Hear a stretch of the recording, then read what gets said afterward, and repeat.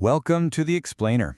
Today we're unpacking the incredible story of India's economic transformation over the last 3 decades. It is a wild journey, from the absolute brink of financial collapse to becoming a major player on the world's economic stage. So, you have to ask yourself, how does that even happen?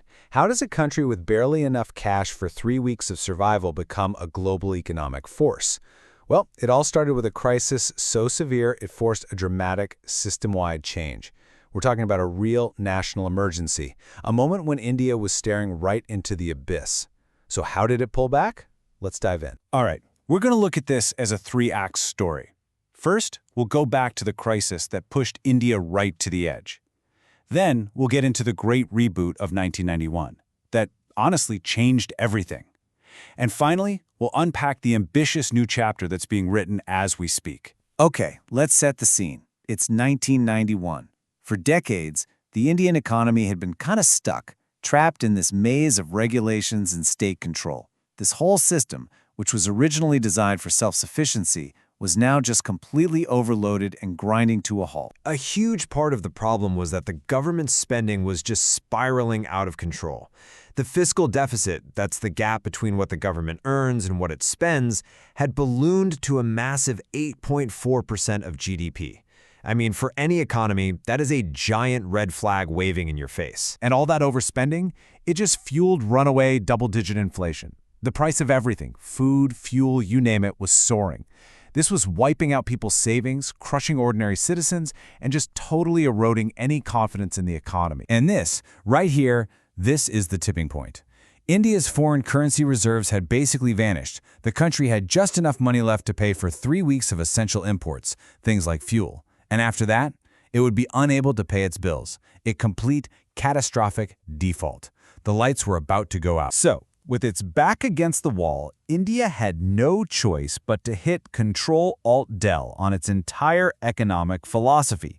This radical reboot became famously known as the LPG reforms, and it was a total game-changer. This new economic policy of 1991 represented a complete paradigm shift. It was built on these 3 powerful pillars: liberalization, privatization, and globalization. So let's break down what each of those really meant on the ground. First up, liberalization. The main goal here was to just dismantle the infamous license raj, which was this suffocating web of government permits and controls that basically stifled every single aspect of business, from starting up to expanding. And in practice, this meant some really sweeping changes. The need for a government license was almost completely abolished. All these restrictions on how big companies could get were just thrown out. For the first time, really, private enterprise was being unleashed across almost every sector, except for a few strategic ones like atomic energy. Next up, we have privatization. The idea here was actually pretty simple.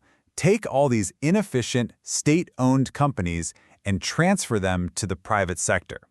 The goal was to inject some much-needed competition and market discipline where before there was none. And what's really important here is that this wasn't just about selling off companies whole. It was a really flexible approach.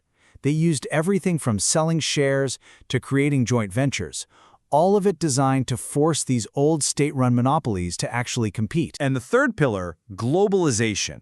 This was a complete 180-degree turn. It was a shift from a closed-off, protectionist economy to an open one that was ready to connect with the global flow of trade, of capital, and of course, of technology. And the scale of this opening up was just breathtaking. Just imagine this. Peak import taxes of over 300% were slashed all the way down to 35%. India was basically throwing its doors wide open to foreign investment and trade in a way that was completely unthinkable just a few years before. Okay, let's fast forward to the modern era. If 1991 was the big system reboot, then you could say the period after 2014 has been all about installing a powerful new suite of apps. These are policies designed to accelerate growth and spread the benefits much more widely. This new playbook really follows a 2-pronged strategy. On one hand, you've got this massive push for mass empowerment, and on the other, a new kind of strategic ambition to build up national capacity. So the first part of this new strategy was all about making sure that the benefits of growth actually reached everyone. This meant bringing huge numbers of citizens into the formal financial system and providing a social safety net, all at a scale that had never been tried before. And this scale here is it's staggering. Through one program, the Jan Dhan Yojana, over 420 million new bank accounts were opened.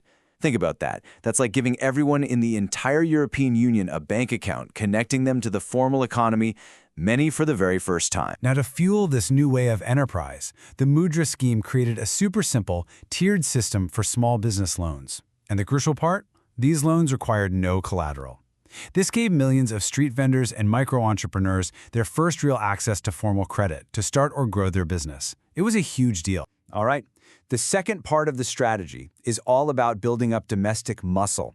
This is the idea behind initiatives like Make in India and Atmanirbhar Bharat, or Self-Reliant India, which is this big push to build capacity, not just for India itself, but for the rest of the world too. A really key practical step here was to just change the very definition of what a small or medium business even is. By raising the investment and turnover limits, the government basically encouraged more businesses to grow and scale up without them having to worry about losing the benefits of being classified as a small business. And this shift in defense policy, it's a perfect example of that strategic ambition. By raising the limit for foreign investment from 49% all the way up to 74%, the aim is crystal clear: attract global tech and capital to build a world-class defense industry right there in India. So what a journey, right? We've gone from the brink of total collapse, through this great opening up that unleashed private enterprise, to a whole new era that's all about empowering citizens and building up national strength. And that brings us to the central tension that's really defining India's path today. After 3 whole decades of opening up to the world, the focus seems to be shifting towards self-reliance. So the big question now is, can India build for itself and for the world at the same time? Finding that balance, well, that's the great challenge and the great opportunity of its next chapter.